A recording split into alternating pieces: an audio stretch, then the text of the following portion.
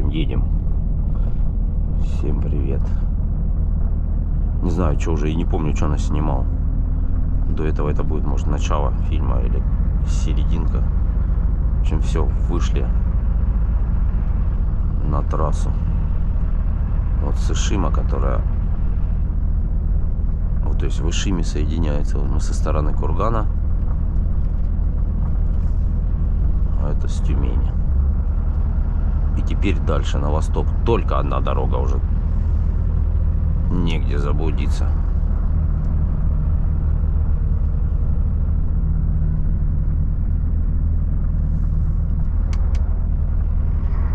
Сзади Дмитрий за мной следит, в общем.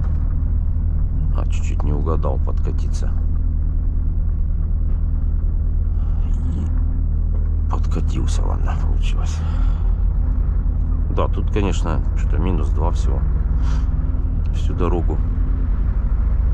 Ну, ветрено, метет с полей. Что-то такая погода. Вовремя Урал прошел я.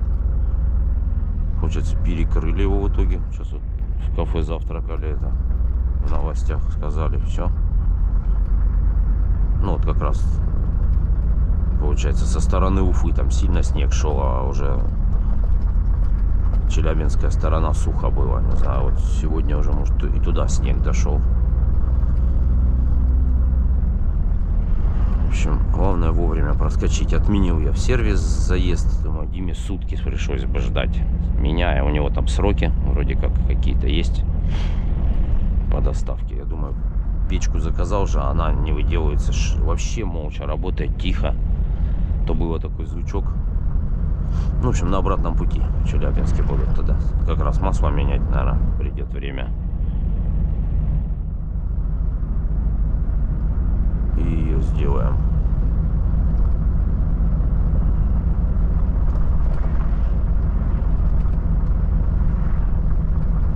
Так вот, надо круизировать, поставить, наверное, да и все. Хотя, может, скользко.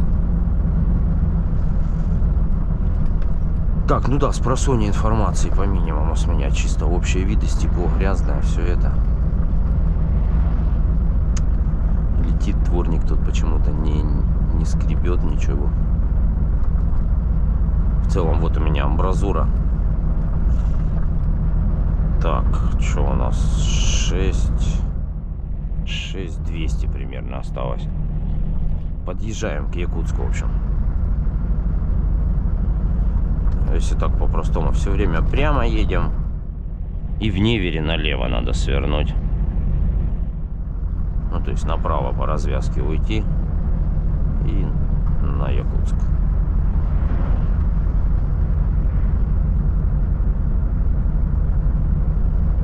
Такой примерно расклад у нас.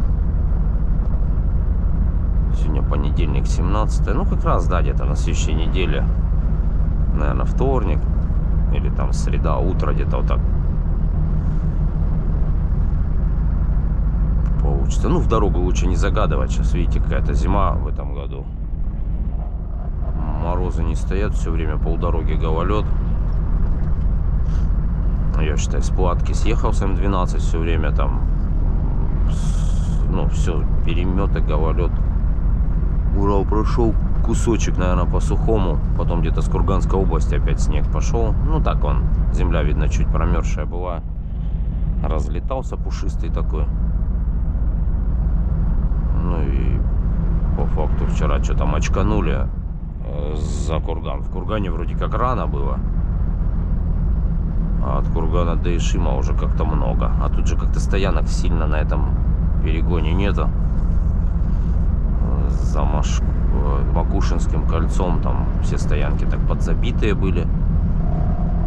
Ну и в итоге вот доехали, кто знает, вот здесь вот перед Ишимом такой вот по правой стороне с нашей такой большой карман. Ну, асфальтированный, типа, весь в снегу. До туда добрались. Теперь сегодня, ну, у нас что? Отсюда где-то 300 до Омска. Ну, где-то в район Новосибирска убежать. Там, может, ближе к вечеру сориентироваться, где чего. Вот такое, в общем, это доклад обстановки с Легонца. Ну там, если что, смотрите, у Димы, он дальнобой маэстро 23, он снимает, наверное, побольше как-то. Ну, я надеюсь, что я, когда с ними ездил летом, я вообще не снимал, они с 2 камер наш рейс засняли нормально с Максом. Ну, если кто там не в курсе, это Макс 48 ТВ еще. Мы в августе гоняли в Якутию организованной группой, ну такой, с Иркутска. Я ехал потихоньку, ну раньше выехал, чтобы они меня догнали. И на Байкале только аж догнали. Как говорится, как не старался уйти, настигли, в общем. Ну я там по 500 километров в день ехал, они там чуть больше, и так потихоньку.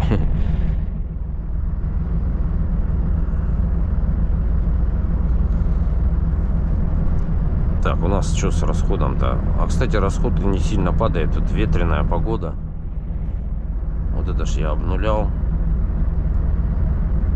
Ты проверяешь торможение, что-то стопы загорелись, покрытие, что ли? Да не, это я просто ну, на педали ехал, а положение горняка первое было включено. Я типа педаль отпустил. Я на горняк, наверное, включился. Короче, вот это я 572, это я заправился на Газпроме возле Челябинска, ну, с объездной Челябинской. Выходишь в сторону Кургана, вот на Газпроме я обнулил. 28,4 расход получается. Ну, обычно он тут меньше, тут же ровная дорога до Новосиба. Сейчас вот будет Аббатская, единственный такой подъем. Сейчас будем штурмовать. Ну, многовато. Ну, ветер так примерно, да, в обещник дул. А это 30,6 у меня после Урала. А максималка была 31,2, по-моему. Короче, по загрузке 20-300 сейчас показывает. Ну, было до 21 доходило, не знаю, в каких-то моментах. Может, снег, ну, 700 килограмм снега, что-то многовато. Ну, весы, да, на ходу, они ж так себе. Плюс-минус. Но в целом, да, что-то прилипло.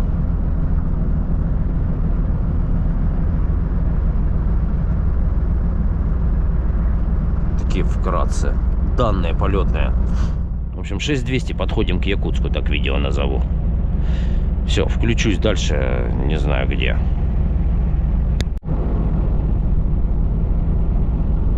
Погода нас тренирует, короче.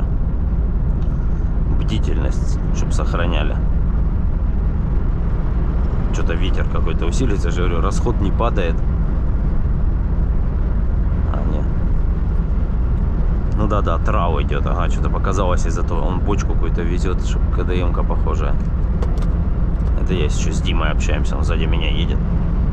Перетерли все проблемы транспортной отрасли, политические вопросы, предполагаемые результаты встречи Путина с Трампом, в целом погоду. Ну и решили, что вроде как это, набираемся терпения и работаем.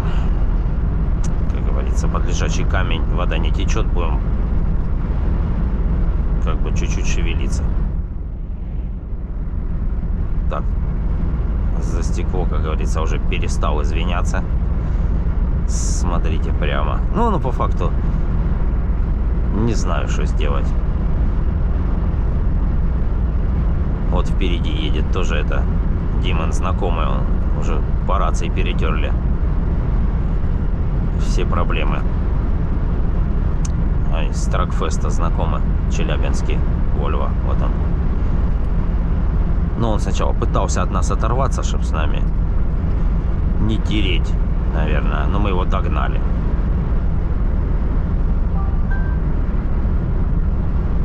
Так, смс-ка пришла, это, судя по звуку, поздравили нас с тем, что мы в Омской области.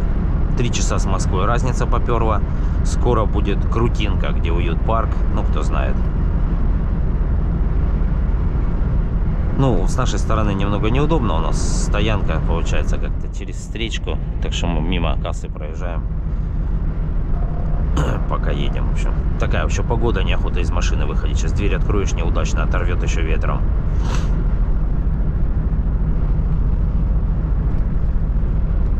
Короче, тревожная обстановка. В целом, в общем, такие дела. Едем.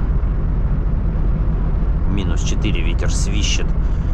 Чуть-чуть вот такие следы на, ну, накат от шин. Вот этот, переметы эти прикатываются. Ну, как бы в случае чего можно узнать, что оказывается гололед. Ну, а так едешь, едет и едет. Тормоза мы, как говорится, не нажимаем. Она у меня вот на адаптиве видит вот эту машину и за ней крадется. А у Димы тоже адаптивный круиз. У него Renault T. И он тоже на адаптиве. И мы, получается, едем. Ля-ля тополя, в окно смотрим. Предполагаем, какая скорость ветра, туда-сюда. Впереди у нас разведчик едет Артур. Ну, это мой знакомый, не ютубер. Он где Паллада, он говорит, все нормально, там сухо было. За Новосибом, Красноярск. Ну, пока мы доедем, может, с нами вместе вот эта вся непогода движется на восток. Ну да, это сильно его информация как бы не актуальная, потому что он далековато. Паллада, это что у нас? Чик-чик-чик, ну 1500, а какой, почти 2000 до него. Пока мы доедем, там уже может и лето начнется. Так, ладно, добавлю. Вот. Так, конечно, этот, кто пустой едет, там иногда попадаются газельки такие, аж чуть ли боком такой. Видно, там, представляю, рулежку. Оно такой ветер с порывами. Ну, чувствуется, как какие-то покачивания. Но я вешу сейчас сколько? 39 тонн. Меня как бы сдуть не сильно легко. Дима, говорит, ощущается чуть-чуть у него эти порывы. Он с 10 тоннами. А вот какой-нибудь вот это кубатурники легко загруженные, они, да, кайфуют.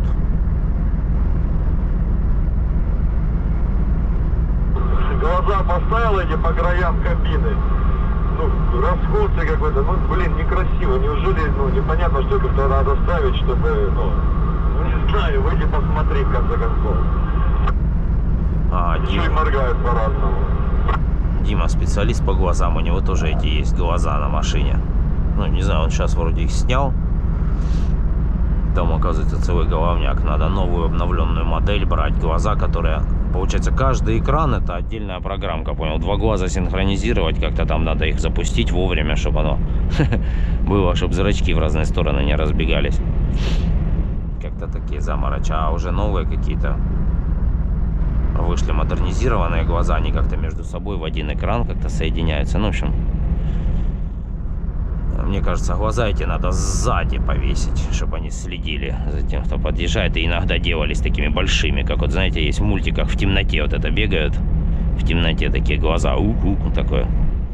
Так, все это кольцо, крутинка.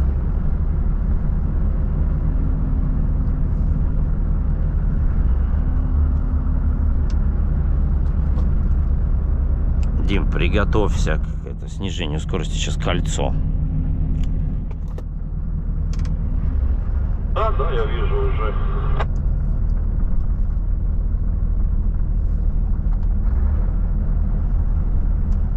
Нет, тут гололед, конечно, когда эти кольца бывают, я не знаю, народ на расслабоне ездит. Вот я прошлым рейсом ехал. Ну, это видео, правда, сбросили, как на следующий день. В Омске там человек, он прямо упал на Волгу. Я не знаю, как он закладывал там, ну, на фуре, в поворот. Где газпромовская заправка на вот этом кольце. Прямо реально Волга под ним. Ну, я не знаю, так Волга как бы не сильно замялась. Ну, наверное, там все это, не знаю, кто, подробности. И дальше, где Амич, вот эта стоянка, перед ней там кольца, там вообще скользко было. Там по 3 машины валялись. Я не знаю, они просто прямо едут и все. Вот она, Карифана.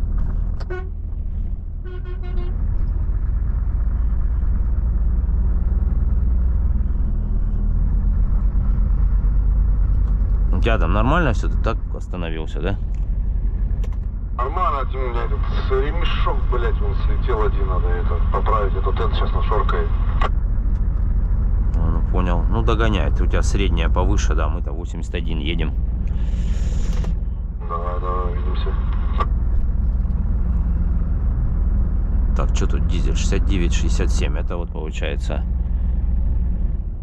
дешево. Потом Новосибирская область сразу 73-74. Это уют-парк, волшебное место, стоянка плитами. Плиты подпровалились, честно говоря. Заезжать их иногда страшно. Ну, траекторию неправильно, как выйдешь на плиту с перепадом, как по тротуарам. Короче, лишний раз стараюсь не заезжать. Но они там что-то подравнивали, как бы. Тут там тушь такая, стирка, магазин нормальный. Хотя бы цены приближенные к магазину. А то везде ж по трассе, как в аэропорту, цены на все.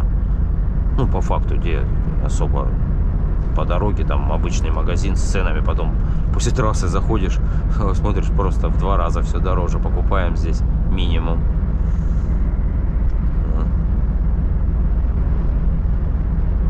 В общем, полетели дальше. Ну, в целом, видимость ухудшается. Вот такая белая мгла. Уже видно, что это не просто с полем идет, а еще и с неба подваливает.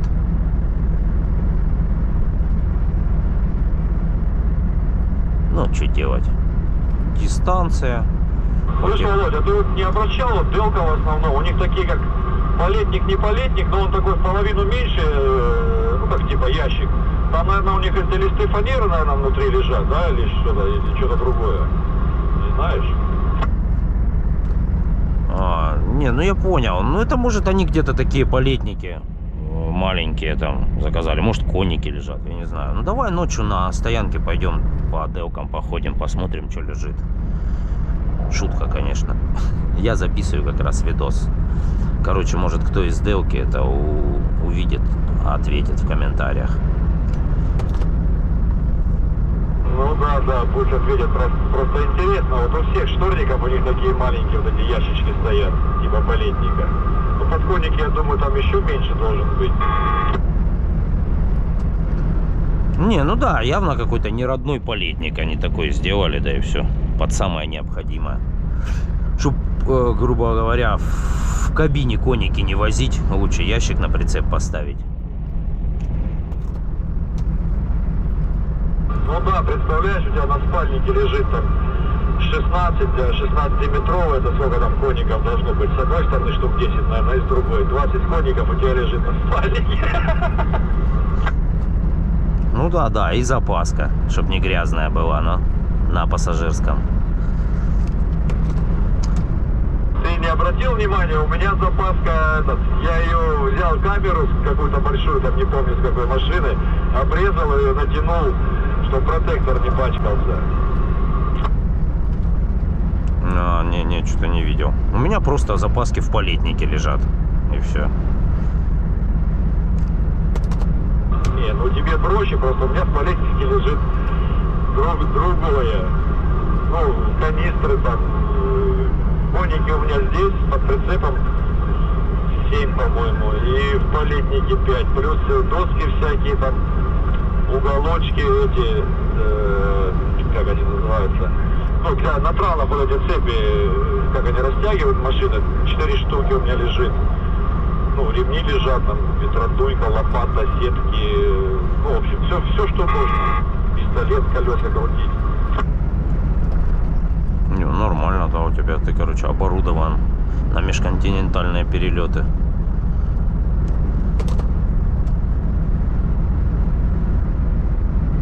Да, пускай лучше все с собой будет. Да, трос у меня еще этот 8-метровый на 70 тонн разрыв. Ну, такой этот, как, ну, стропа, не стропа, но он легкий, ну, крепкий, уже проверенный. Все, что не получилось так, что стоишь протянутой рукой и говоришь: дядя, дай. Не, ну правильно, ну как бы чуть-чуть еще есть у тебя что доукомплектовать, конечно. Пушку, полок, чтобы натянуть полностью машину. Дизель, электростанцию, пусковой зарядник. печку, мангал, барабан, взять пианино еще. Ну, мало ли, вдруг что. Это уже шутка пошла, шутка. Про гармонь ты забыл и про гитару. И ни на том не играю, но петь могу. Кстати, у меня с собой этот караоке-система такая небольшая. Но я попробовал в кабине с ней петь, и этот, видно, ну, маленькое пространство, и нет вот этого звучания, знаешь, как немножко эхо. А, ну понял, понял. Ну да, я пошутил, конечно, про пианино, а все остальное надо брать.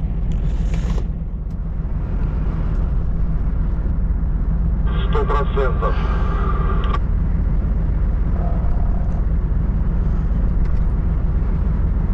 Так, ну вот в целом вы видели, да?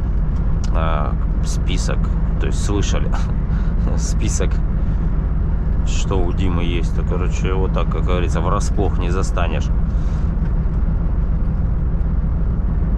Такие дела. Ну, у меня то же самое, только я не брал караоке с собой.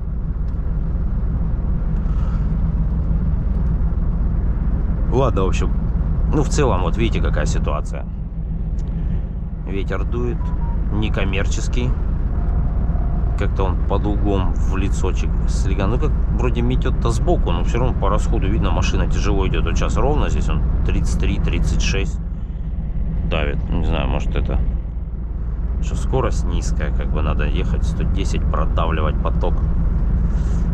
Ну, в целом, да, чем больше скорость, тем возрастает сопротивление, конечно, и расход увеличивается. Лучше всего, конечно, когда ветер взад дует, тогда прям хорошо. На показания расхода влияет. Ну, это ничего страшного, как говорится, мы по нормальным ставкам едем. Нам такое нас не приведет на грань разорения. Как встречный ветер. Хотя сейчас такие ставки, что в некоторых направлениях, что если будет ветер встречный, то ты в минус уйдешь. Ладно, выключаюсь в целом. Ну, будет что интересное. Да, уложим обстановку. Так. Подъезжаем. Ну, это Омск обходим по объездной. Что-нибудь засниму, а то вечереет. Что-то много машин стоит на стоянке уже. На обед не похоже, короче, спать уже готовятся. А то потом не встанешь, на.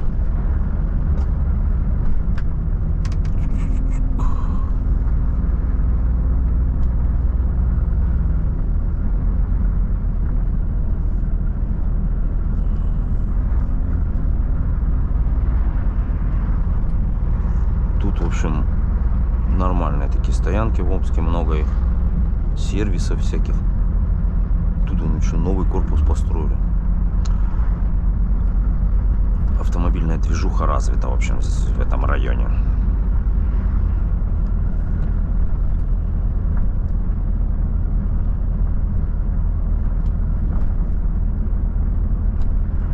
Топ-лайн. Сейчас надо, ну, за Омском заедем. Дима эту мочевину нальет. Там у них есть этот, ну, колонка отдельная под мочевину, чтобы с пистолета с канистрами не бегать.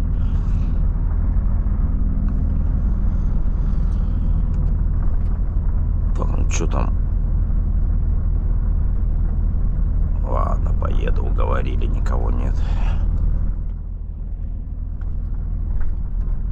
Тут на следующем кольце тогда было это. В поворот там не попало, я же говорил, это машина упала на Волгу. Где Газпромовская заправка, да. А тут, кстати, вот эта река. Как-то раз летом ехал, и реально этот... Это получается здесь Иртыш, по-моему.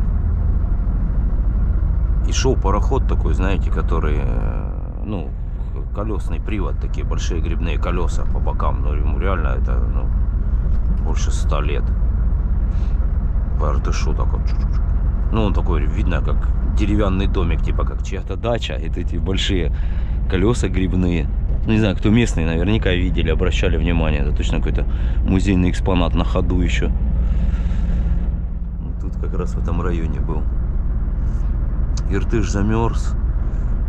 Что-то, не знаю, рыбаков нету. Ну понедельник просто, наверное.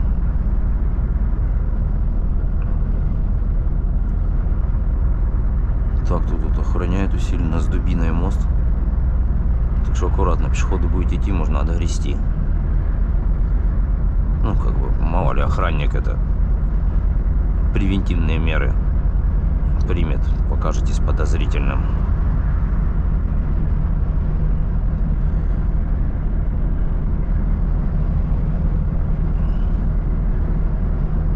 Сейчас ладно, чуть-чуть проедем, кто давно не был вот здесь вот между двумя кольцами на Омской объездной. Так, у нас что, 28,8 от Челябинска, с Москвы 30,5. Ветер свищет все время не в ту сторону, короче, влияет на все эти дела. Ну так, в целом сухо все. И вроде дальше тоже, по идее, все сухо там.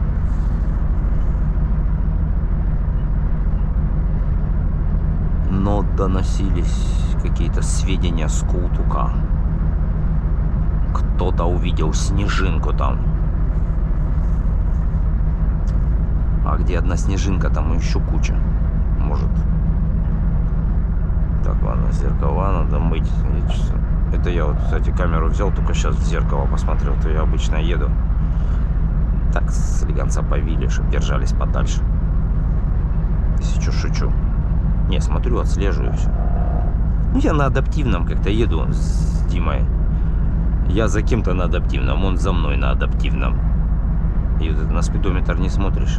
Едем в автопилоте. Ну, как-то смысла там. Разгонишься, начинается. 1, 2, 3, 4. Сейчас доедем до Амичей. Типа поздний обед. Устроим потом на топ-лайн за мочевиной. Потом куда-то в район Новосибирска будем пытаться прокатиться.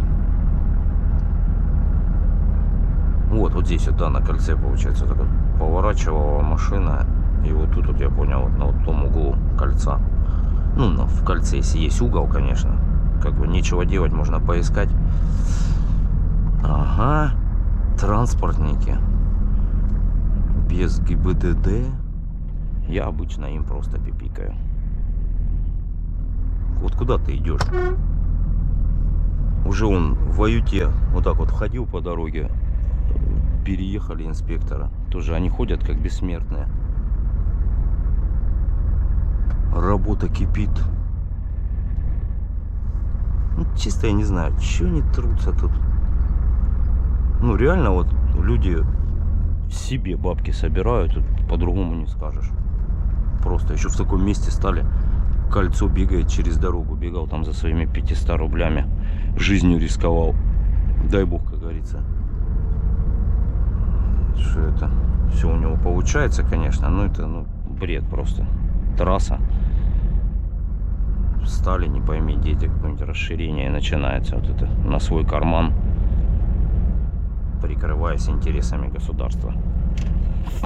Как говорил товарищ Сталин, говорится, расстрелять на всякий пожарный. Как эти в своем мире живут люди вообще.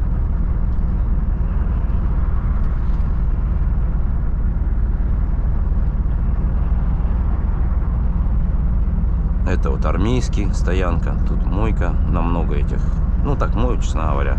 Чисто одно название. И раньше же забора вот этого не было. Можно было в обе стороны едешь заворачивать. Сейчас тут расширили. Ну, наверное, с прошлого года уже все. Теперь односторонняя эта стоянка стала. Там мойки раза 3, там штук 5 ворот, наверное.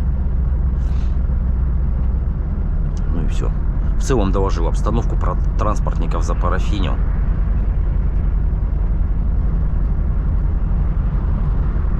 В целом, наверное, они люди неплохие там для своей семьи там или что, добытчики там. Ну, как говорится, в современном ритме жизни вот это по трассе шарахаться. Ну, это, мне кажется, даже, по любым правилам они так не должны поступать. Уже тут и весогабаритные рамки, вон они стоят, и там, сям. Чё вы тут? Так, а тут вон бронетанковый институт, или как он там правильно называется, академия, наверное. Танки стоят на, ну, как памятник на въезде. У них, видите, между двух. Это, наверное,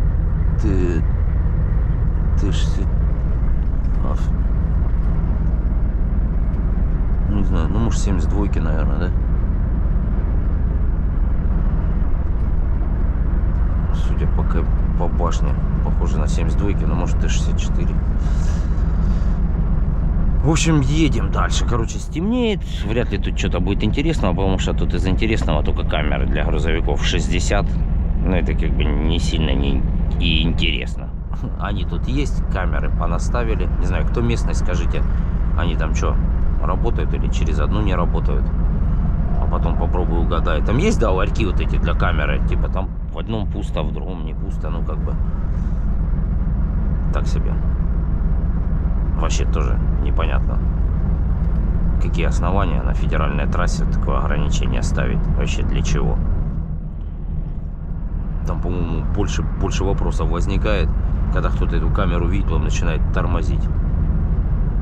Чем вот так равномерно едь, но никто не носится, как потерпевший, по идее. Ну, поставьте как всем там, ну, на 90. Ну, все ездят 87, там, кто как, 89 там ставит и едут друг за дружкой. Там, фигак это 60, да, по тормозам, разгоняться. Легковушечники вообще в афиге. Что происходит? Ну, как бы, это ограничение больше собирает это в кучу грузовики, да и все. Потом пока разбегутся все. А там опять камера. Как-то так, в общем, мое мнение личное.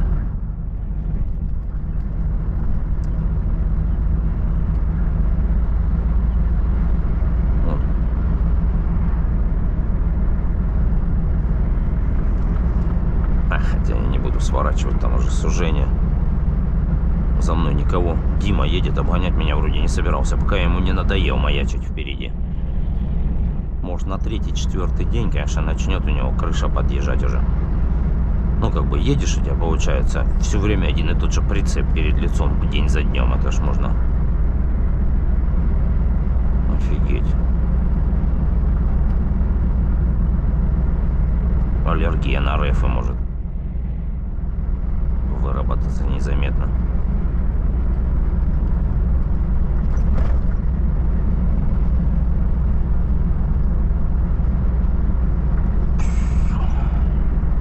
Так, все, я заснял, как говорится. 1000 извинений, Сичок. Не рассказал. Ну, что вспомнил.